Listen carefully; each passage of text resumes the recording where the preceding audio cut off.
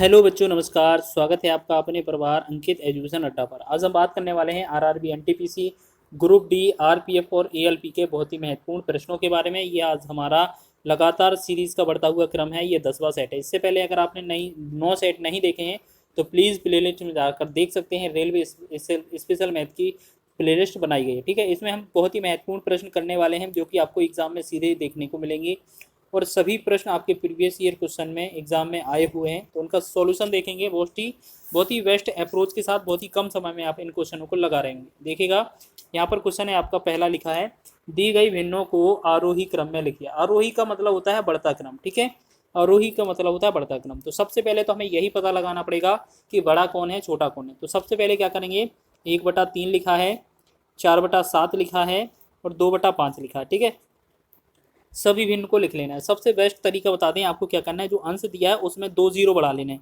सभी के अंश में 2 जीरो बढ़ा लेना है, सभी के अंश में, ठीक है।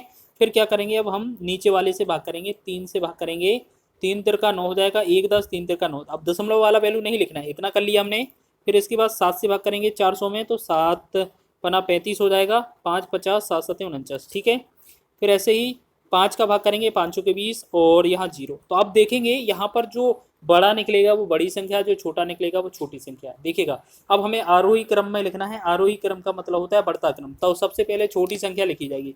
तो इनमें सबसे छोटी संख्या कौन सी है, पहले वाली 33 लग रही है। यानी कि 33 वाले का जो अनुपात था वो कौन सा था, 1/3, यानी कि पहले आएगी 1/3, ठीक है। उसके बाद आपका इससे छोटी वाली कौन सी आएगी, मतलब इससे बड़ी थोड़ी, ये क्या है, इससे थोड़ी बड़ी कौन सी आएगी।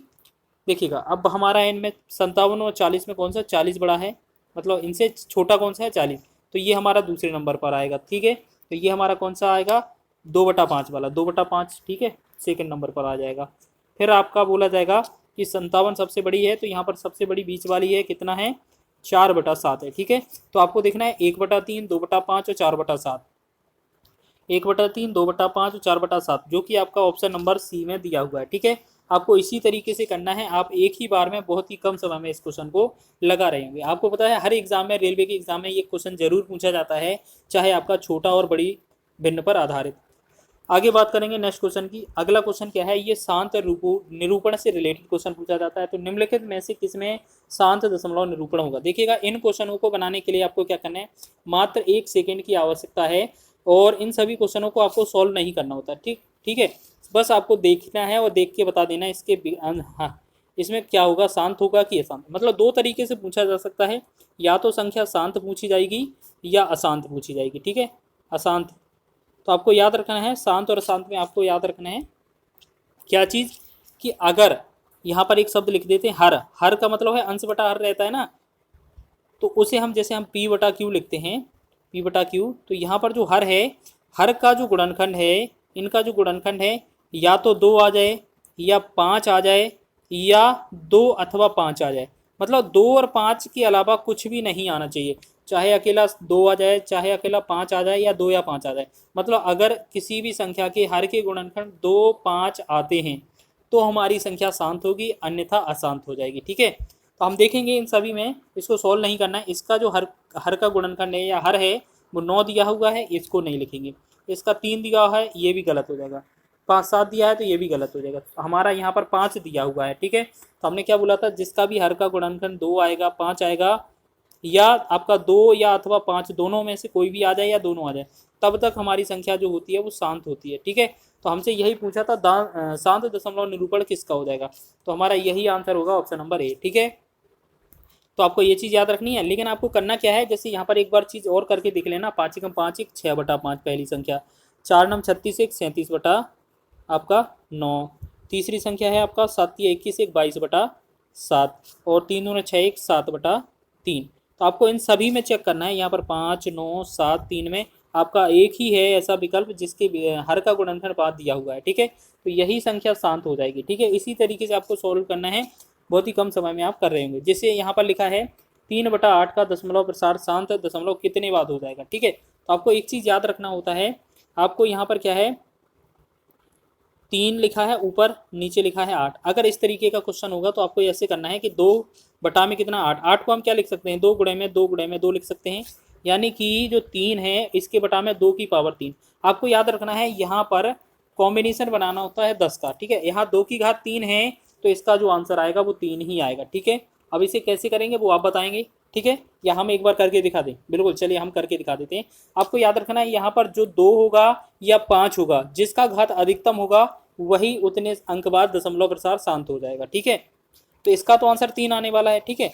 तो इसमें हम क्या करेंगे फिर, अगर आपसे पूछा जाए कि कितना होगा तो हमें क्या करना पड़ेगा, यहाँ 2 की घात 3 है, यहाँ 5 की घात 3 से ऊपर और नीचे गुणा करना पड़ेगा, ठीक है। तो ये क्या है, पूरा 10 की पावर 3 बनेगा, जिससे कि आपका 3 गुणे में ये कितना 5 का 125 बन जाएगा, ठीक है। तो ये कितना 125 का कितना हो जाएगा 375, और जब हम 1000 से गुणा करेंगे यहाँ पर, सॉरी 1000 से भाग करेंगे तो ये बनेगा 0.375। आपका अगर दशमलव प्रसार पूछा जाएगा कितना होगा तो ये 0.375 होगा। तो आप देखिएगा पीछे से अंक काउंट करेंगे, 3 अंक बाद दशमलव आ गया है तो 3 आपका राइट आंसर है, ठीक है। तो आपको पूरा करने की आवश्यकता नहीं है, आपको ये चेक कर लेना है जो आपका हर में दिया हुआ है 3/8 जो हर में दिया हुआ है, इसमें आपका 2 का घात अधिकतम देखना है या 5 का घात अधिकतम देखना है। तो इसमें 5 तो था ही नहीं, 2 की घात जितनी थी वही आपका आंसर हो जाएगा, ठीक है। कभी कभार क्वेश्चन में हो सकता है इस तरीके से मिले आपका, जैसे मान लेते हैं 5 ऊपर जो है आपका 3 मिल जाए, ठीक है, ऊपर जो है वो आपका 3 मिल जाए और नीचे हमें मिले कि 2 की पावर 2 है और 5 की पावर 4 है, इस तरीके से मिले। तो आपको याद रखना है जो घात सबसे बड़ी होगी उतने अंक बाद दशमलव शांत हो जाएगा, ठीक है। आपको ये चीज़ याद रखना है। तो इस क्वेश्चन का आंसर तो ऑप्शन नंबर सी है। चलिए आगे बढ़े अगले प्रश्न की ओर।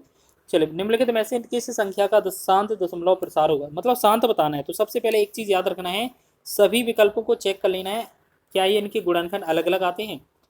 इनके गुणनखंड को चेक कर लेना और पहले ही आपको किसी भी संख्या से अगर कट रहा हो तो सबसे पहले काट लेना है, ठीक है। तो अगर हम इसे डिवाइड करेंगे पहली संख्या को, 3 से 19 या 57, 3 से कटेंगे 3 के 12 1 0, ठीक है। ये बना पहली संख्या 19/40। अब 19/40 को अगर हम करेंगे तो 19 बटा में इसे क्या कर सकते हैं, 4 गुणे में 10 लिख सकते हैं, या इसे ऐसे कर सकते हैं 8 गुणे 5, 8 5 40 भी होता है। तो इसे हम 19 बटा में 8 को हम 2 की पावर 3 लिखेंगे और 5 को एक सिंगल 5 लिख देंगे, ठीक है। तो आपने देखा 2 या 5 कितनी बार भी आए तो ये संख्या जो होती है वो कैसी हो जाती है, शांत हो जाती है हमारी, ठीक है, शांत होती है। तो इसका आंसर हमारा शांत हो जाएगा। तो यही तो हमसे पूछा था। आप सभी विकल्प चेक करके देख लीजिए, कोई भी विकल्प ऐसा नहीं बनेगा जिसका आंसर आ रहा होगा। जैसे हम यहाँ पर ये 150 है, 47 से कटेगा नहीं, तो हम इसको एक्सप्लेन करके दिखा देते हैं। 47/150 है तो यहाँ 15 गुणे में 10 लिख सकते हैं, या आप ऐसे भी करेंगे कि 47 है बटा में इसके 15 का मतलब है ये 3 गुणे में 5 होगा और 10 का मतलब है ये 2 गुणे में 5 हो जाएगा, ठीक है। तो यहाँ पर अगर हम बात करें तो 47 तो है ही, साथ ही साथ एक बार 2 आ गया है, 5 2 बार आया है, 3 एक बार आया है, 5। देखिए क्या इसमें भी 2 और 5 है, 2 और 5 तो थे लेकिन 3 इसमें एक्स्ट्रा है। तो आपको याद रखना है कोई भी चीज़ एक्स्ट्रा नहीं आनी चाहिए, ठीक है।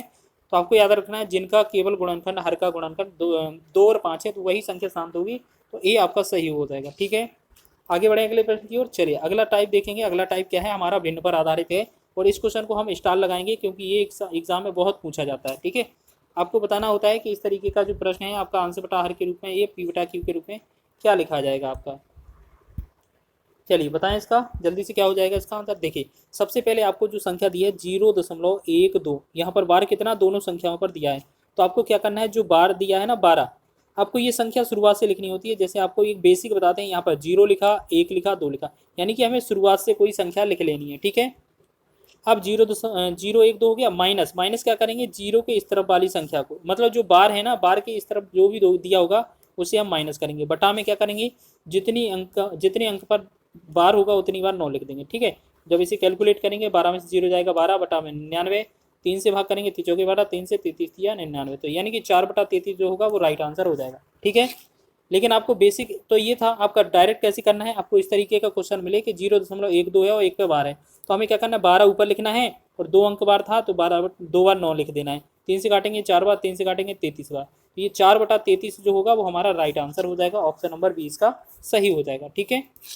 आगे बढ़े अगले लास्ट प्रश्न की ओर। चलिए इसको बनाते हैं। 0.27 को पी बटा क्यू के रूप में व्यक्त कीजिए जहाँ पी और क्यू पूर्णांक है, क्यू नॉट इक्वल 0। तो हमने देखा 0.27 यहाँ पर 7 पर बार है, तो हम क्या करेंगे, जो संख्या है कितना दिया हुआ है 27, 27 में से ये जो है दशमलव, मतलब ये बार को छोड़कर संख्या कितना बन रहा है 2, 2 हम इसी में माइनस कर देंगे और इनमें देखेंगे ये चीज़ देखेंगे कि इनके कितने अंक पर बार दिया हुआ है, 1 अंक पर, तो एक बार 9 आ जाएगा। जितना अंक दशमलव के बाद और बार से पहले छूटा होगा उतनी बार 0 आएगा, ठीक है। तो ये कितना 0 आ जाएगा। 27 में से 2 चला जाएगा तो ये बनेगा 25 बटा में 90। 5 से भाग करेंगे, 5 से 55 25, 5 से 18। तो हमने देखा ये 5 बटा 18 इसका राइट आंसर हो जाएगा। ठीक है, तो सबसे पहले क्या करना है आपको, ये चेक करना है, यहाँ पर लिखा है 0.27, यहाँ पर एक 7 पर बार है, तो आपको याद रखना है ये तो 27 ही है, 7 पर बार के अलावा संख्या क्या छूटती है, 2, तो 2 हमें माइनस कर देना है। ठीक है, और एक संख्या पर बार है तो एक बार 9 आ जाएगा, एक संख्या छूटा है दशमलव के बाद और बार से पहले तो एक बार 0 आ जाएगा। तो इसे क्या करेंगे, 25 बनाएंगे, 25 बटा में 90 हो जाएगा, और 5 से इसे भाग करेंगे, 55 25, 5 से इसे 18 25 90। तो इसका जो बनेगा 5 बटा 18 इसका राइट आंसर बन जाएगा। ऑप्शन नंबर सी इसका राइट है। ठीक है, सभी को समझ में आ गया है। तो इसी तरीके से हम छोटे छोटे पार्ट में वीडियो कवर कर रहे हैं और आपका पूरा मैथ कवर करने वाला है। ठीक है, वीडियो अच्छा लगता है तो वीडियो को लाइक करें, चैनल पर नए हैं तो चैनल को सब्सक्राइब कर लें।